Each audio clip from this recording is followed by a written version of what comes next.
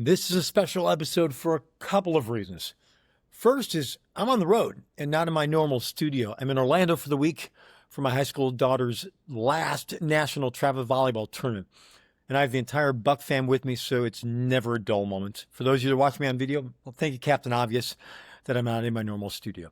And second, though, is this episode will be the first of its kind if you've been listening to this show for any length of time.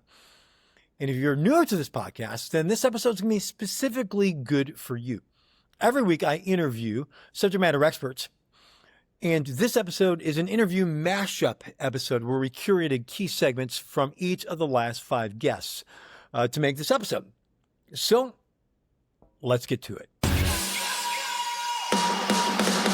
Welcome to the Elite Business Connector podcast, where we believe how you interact with people will make or break your opportunity to develop a real and influential connection.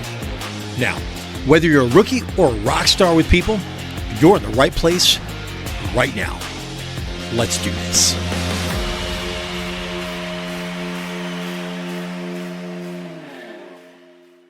Welcome to the Elite Business Connector podcast. I'm your host, Bryan Buckley, still husband of 1, father of 5, and on a mission to help you develop, deepen, and master your business communication skills. And my promise to you every single week is if you listen and subscribe, I'm going to bring my best content and energy to help you get better at communicating and connecting in a business environment. So if you're in sales, or if you're in leadership, customer service, or hospitality, or if you're really in any business where relationships matter, and let's be honest, what business isn't, then you're in the right place.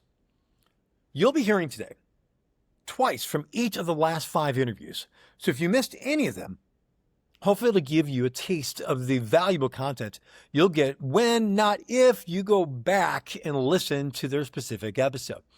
And if you caught their interviews, this will be a good reminder of the content. You ready? It's go time. So I love you've got 2 little spots that you kind of break in that are critical pieces within the framework. You got the main pieces, but then you've got these little slices in that, if they're missed, can really derail this specific first minute conversation. What are those 2 and why are they important?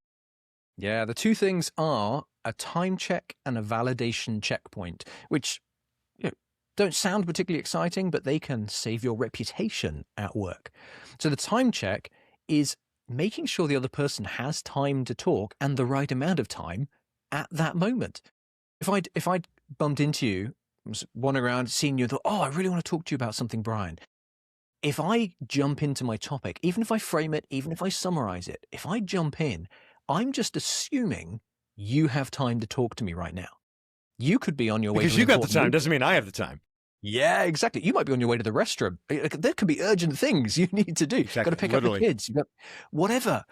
I shouldn't assume that you have the time to talk right now. So after the framing, and if your summary is short and you can do the whole thing in less than 30 seconds, you do the framing. So you say, here's what I want to talk about. Here's why it's important to you. Here's the headline.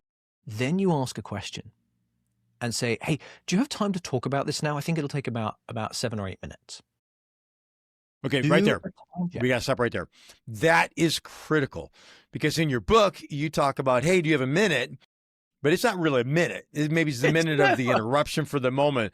It is never a minute. And it ends up being 5 or 10 minutes because most people are going to say yes to, I've got a minute within that. So that is, I absolutely love that, Chris. And nobody does that. No, because all of a sudden it is, oh, you're catching them from point A to point B. And obviously they're heading somewhere on this. And it could really mess up what you're intended to do on there. So if somebody says, obviously if they say, yes, you continue, how do you handle it if they say, I don't, or anything like that? Oh yeah. If not, it's okay. Can I send you a message about this? Can we schedule time in the future? Just at the very least go, oh, fine, I'll follow up later. Because if the person's if someone's rushing to a meeting, don't make them more late. Yeah, exactly. So you can take the action to follow up later. Or if you think there's enough time, say, hey, can I talk to you later on? Just give them an exit. And I love that you brought up do you have a minute? It's one of my real bugbears. It's the thing that frustrates me so much. If people say, can I have a minute? most people can't get their point across in a minute, let alone have the conversation, even if Well, they you do proved that by writing a book on the subject of the first minute. So obviously you can't solve the problem in a minute because you got things to do in the first minute with your framework. Exactly. Yeah. So don't ask for a minute. Ask for the amount of time that you need. If say, hey, do you have 5 minutes? Maybe it'll take 10. And here's why that is so Ooh, I important. like that. If you don't do this, you're breaking your own self-imposed deadline and you're showing to the other person you don't care about their time. You don't understand how much time it takes to do things. You're not very organized. And while they might not immediately sort of think this strongly, it's a tiny micro interaction that repeated over time affects your reputation. If you always came to me, Brian, and said, hey, Chris, do you have a minute? And I know it's going to take 10. I'm going to inwardly sigh every time I see you coming towards me. And I'm going to think, do I have time for Brian? What is the one thing a sales leader in this, we're talking about a little bit more on the sales side here, can do in the very first minutes of any team interaction? Meet with their people, whether it's a meeting, maybe it's a coaching conversation, maybe it's just catching them in the hallway, that either builds community. That's the key word right here. We're talking about community, that builds community, or maybe kind of quietly disrupts and disturbs and destroys it. Yeah. We would say just one of the first things you can develop as a leader is to remember the important things about people, like their name. Minor, yeah, important detail. Yeah. And you would be amazed at how many people will push back on that. Well, I have however many employees. How am I supposed to remember everyone's name? Well, guess what? You don't have to rely on your brain. You can create some sort of system. There are so many digital ways that we can remember things these days that it has become so much easier to remember things like people's names. Other things Can I to interrupt you real quick remember. on that? Dorothy, Yeah, real quick sure. on that? Yeah. Nobody listening to this podcast gets a pass on that one. Because we talk about nailing the name all the time in a number of creative ways to remember the name in there. So you're right on that one. But if they're thinking they're going to get a pass on this one listening to this podcast, Good. ain't happening. So we'll move to the next one. And maybe they're hoping they'll get a pass on the next one. So sorry to interrupt. Sure. No. Glad you have our back on that one. Yeah, you do. Other important thing, who people's important people are. You know, as a mother, it thrills me to death when somebody says something beyond, how's your oldest doing? But when they call them by name and remember, you know, what my oldest name is and what grade they're in, or, you know, little things about them, important dates, events, experiences, just these little nuggets that, again, can all be captured in a system. But it's amazing when you have leaders who that's not important to them, to care about people with that particular habit, how it erodes trust. Just taking that relational aspect off the table, how quickly trust disappears. Anything to add to that, Garland? I think she did quite a great job on that. It's like she wrote a book on it or something. I know, right. And we got one to prove it. No, but I think the point is on community, is how am I creating community with that person and what matters to them? I mean, it starts with the name, but also to, you know, the important people to you. I love that aspect of that. And that really creates that community and that trust. And that's just basic. That's just step number one right there. Yeah. Right. What would you say step number 2 would be for those that's just going to take it to another level? I would say they have to help the other people on their team do the same thing with each other. Yeah, a lot of leaders don't realize that when it comes to building trust on a team, yes, you're responsible for the trust that you have with each individual person. But if you're the leader of that team, then you also are responsible for the trust that's taking place between each partnership or, you know, each relationship on your team. There are things that you can do to influence that trust and influence those relationships. Yeah, and we've seen this with clients that we worked with before where, you know, one department didn't trust another department, or one plant didn't trust another plant, or one group didn't trust another group. And all it took was them, I wouldn't say all it took, most of what it took was them connecting to each other, getting to know each other as human beings, right? realizing, oh, you have good intentions, I have good intentions. You have big dreams, I have big dreams. You have problems you're dealing with that are preventing, us from getting where we're trying to get. I have problems that I'm dealing with. And once they're able to do that, then silos begin to break down because we're dealing with people and we trust them and we can collaborate Not with just them. tools. Excellent. So let's pivot to the concept of 5 minutes, about taking the 5 before the 5 to find the 5.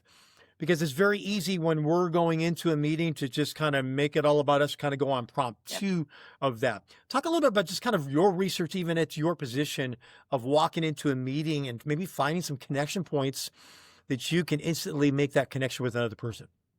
Totally. At my level, preparation's actually leverage. So when I think about the 5 before or 5 of 5, you actually skip a lot of the surface stuff because you can get into all of the stuff that you actually need to know, all of the impactful things. So like with clients, it might mean resolving or understanding their problem sooner. Or, it also signals a sign of respect because it shows that you took the time to prepare for them.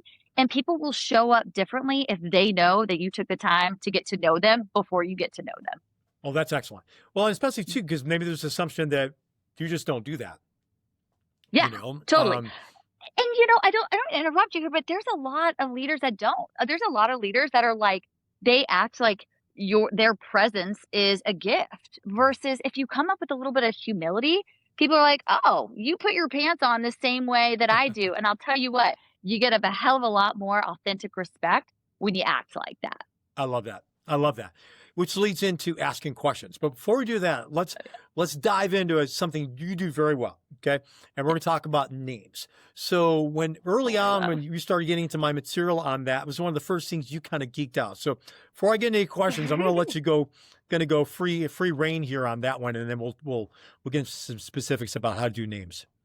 I know every time I see you, I'm always telling you about a name story. So That's for those true. listening, I'll tell you what I mean by that. So I'm terrible with names. And I don't know if you know this about me, but I'm on the Georgia board, a PGA, and I'm constantly at events. I'm constantly meeting new sellers. I'm constantly connecting quickly with a lot of people. And I found myself, I mentioned this earlier, I could not remember their names. So I would get to the point where I just had it in my head of saying, hey, it's nice to see you again, because I couldn't remember their name. So now it's like such an easy concept, but it's so big. Now I will always say, hey, what's your name? And then, hey, how do you spell that? Right? And then repeat it back. And then any opportunity that I have to say their name, like following a sentence, I will say it. So role play. Oh, hey, Brian, how do you spell that? Is that Brian with a Y or an I? Very good. Brian with a Y. Okay, so Bryan.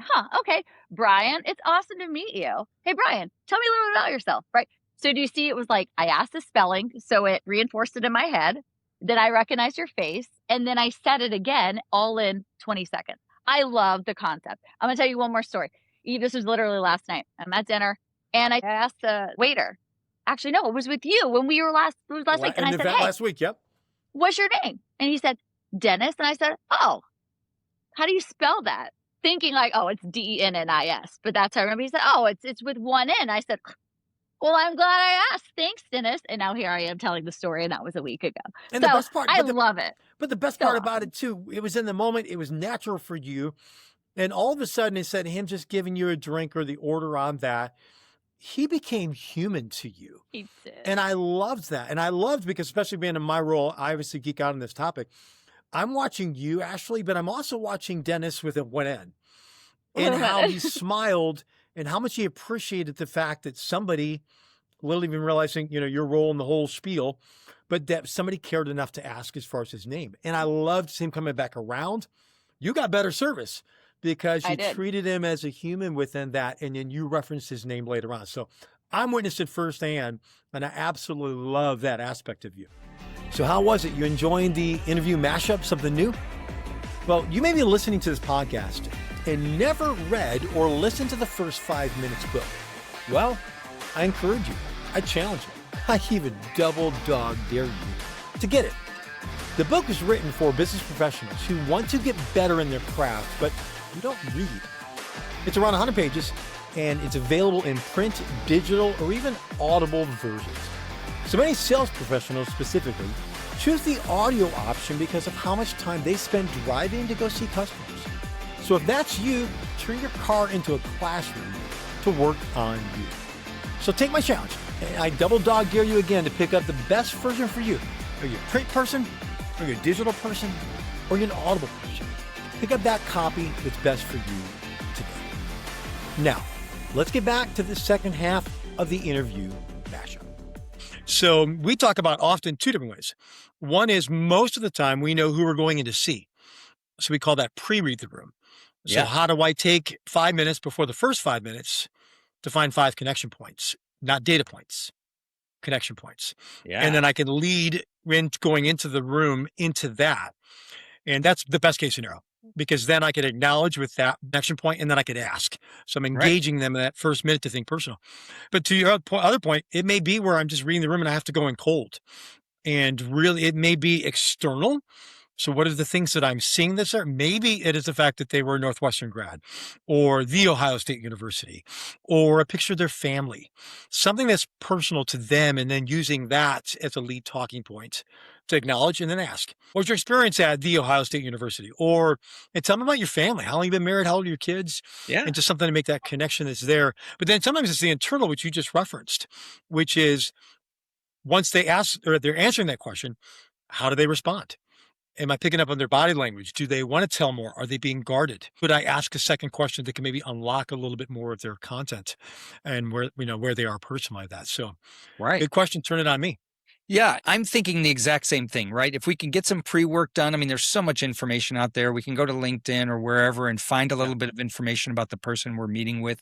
Look for those talking points, those places that we can connect on a human level. And then if we can't do that, as you said, in the room looking for those things. And the two words that I would kind of put with what you're saying to deepen it a bit is curiosity, right? Let's just be curious about who is this person? This is another human being walking around the planet just like us, trying to accomplish whatever it is that they're trying to do. Get curious about what excites them or what lights them up or what they are passionate about. You know, if they have a football on the shelf, asking them about that signed football. If they have a picture of their family, asking about what their family vacation is or what they're doing over Memorial Day weekend. Those types of things are amazing. And then the second piece, though, that I think can be really the difference between what I would call a good salesperson and a great one is if I could define that curiosity by authentic curiosity. Like, I really care about you. I really want to know. I'm really interested in who you are, right? There's the whole, showroom salesperson at the dealership that's looking at my shoes, to know if I'm really going to be able to afford that vehicle or not. There's that kind of pre-work. There's no authenticity behind that. Yeah. But the person who might pay attention to the fact that I've got a logo on my shirt and ask me about my company name, or if I'm wearing a baseball cap, hey, looks like you're an Astros fan, tell me about and the Astros and Cubs are playing, Brian, right now. We're going to have to talk about that. I don't even know what the score is, but we're going to check before the end of this podcast. I'll tell you that.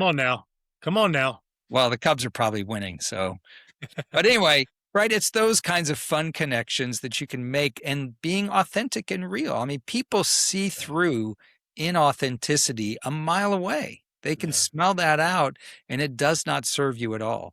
So if you can't be authentically curious, you may be in the wrong job. Yeah. Well said, or a short-lived job. What's so important about building that trust in those first, maybe even just the first minute or two? Well, it's critical for one thing, because it's not going to go much farther if you don't build that trust, if you don't start to build the relationship. And that's what it's about. It's a relationship. And it comes from the nonverbals, responding, letting them know you're there, you are listening. From the start. Yeah, it could come from a verbal. Is that right? I didn't know that. I didn't realize that. Those are the types of phrases that encourage them to continue with what they're saying. But you've only got those first 5 minutes and then the time's up.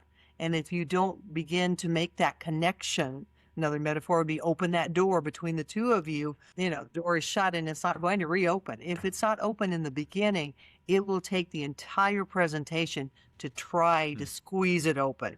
And by then they've missed so much information that was needed.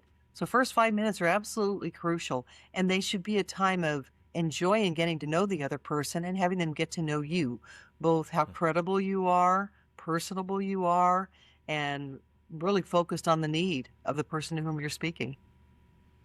For those listening along in a car right now, she just nailed the first 5 minutes. First minute, think personal. Middle 3 minutes, think professional. Last minute, think problem, which is great. You've trained, obviously, students at every level, from undergrad to graduate to doctoral. What are some of the communication habits that even educated professionals, obviously we're talking about the context of the business environment, where they still get wrong? Like, what are the basics that all of a sudden they're still just struggling with, but yet are just so critical? Right now, I'm teaching 18-year-olds by and large at a local community college here in Nashville. And I'm finding for some of them, they aren't aware enough to be afraid yet. But when I teach a doctoral level, there's a lot of fear because at that point, they feel like they have become the professional. And if they mess up, people are going to think they don't know what they're talking about. I'm also working with nurses at a nursing school in the Chicago area taking speech classes.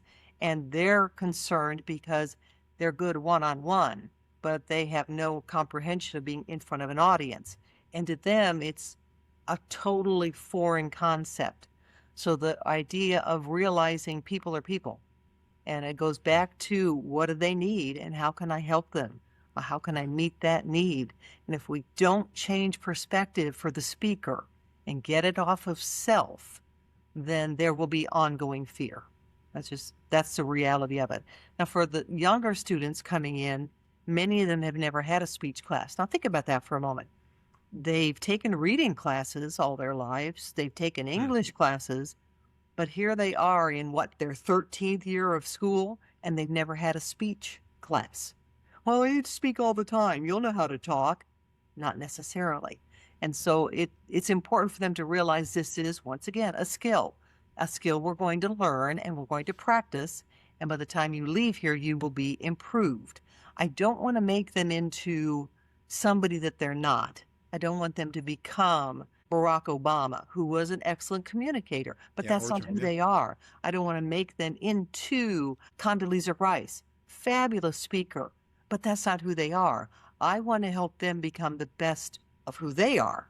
And if they can get that focus of, okay, here's who I am. How do I improve who I am? That's something of real value. Well, I hope this episode was good for you with the variety and encourage you to go back and listen to each of their interviews in full. And as my Chicago Bears chant, good, better, best, never let it rest till your good gets better and your better gets best. Until next time, keep improving your communication, connection, and conversation skills every single day. As my dad always used to say, thanks for coming. But most of all, thanks for leaving. I'm out.